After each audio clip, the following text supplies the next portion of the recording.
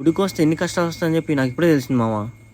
ఇంత పొద్దున ఆడుకోవచ్చు అనుకున్నారు. గుడికొచ్చాం మామ. మా అక్కకి ఏదో మొక్కుందంటే మేము అందరం కలిసి వచ్చాం ఫ్యామిలీ అనమాట.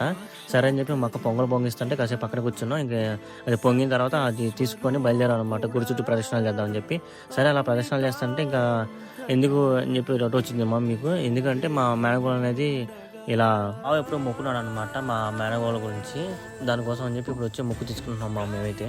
పుట్టెంటుకలు అనేది తీస్తాం అనమాట. ఇంకా అందుకని చెప్పి మా మేనగోళ్ళని తీసుకుని వెళ్ళి పుట్టెంటుకలు తీస్తున్నా. ఇంకా మా బావ వాళ్ళు వచ్చి నాకు బట్టలు పెట్టారు. ఇంకా అదంతా కార్యక్రమం అయిపోయిన తర్వాత ఇంకా ఫుడ్ అనేది కార్యక్రమం ఉందిగా మామ. ఇంక సరే అని చెప్పి కరెంట్ ఇంకా మిక్స్ చేస్తుంటే ఇంకా కరెంట్ అనేది పోయిందనమాట. సరే అని చెప్పి నేను మా బావ కలిసి కార్ వేసుకొని ఊరి బయటికి వెళ్ళి ఇంకా బయట పట్టిద్దని చెప్పి వెళ్తే ఇప్పుడు కరెంట్ లేదన్నారు మామ. ఇంకేం చేస్తాం, చుట్టుపక్కల ఎవరో ఒకరిని అడిగేసి వాళ్ళ ఇంట్లోనే ఇంకా రుబ్బుతున్నాం మామ, నేను మా బావ కలిసి. ఇంకా ఏం చేస్తాం మరి, ఏదో తప్పదు కదా, అక్కడేమో అందరికీ ఆకలేస్తుంది అని చెప్పి ఇంకా ఇవన్నీ చేస్తూ ఉన్నాం మామ మేమైతే. దేవుడి దర్శనం అయితే చాలా బాగా జరిగింది మామ. ఇంకా అందరం కలిసి ఇంటికైతే బయలుదేరాం మామ.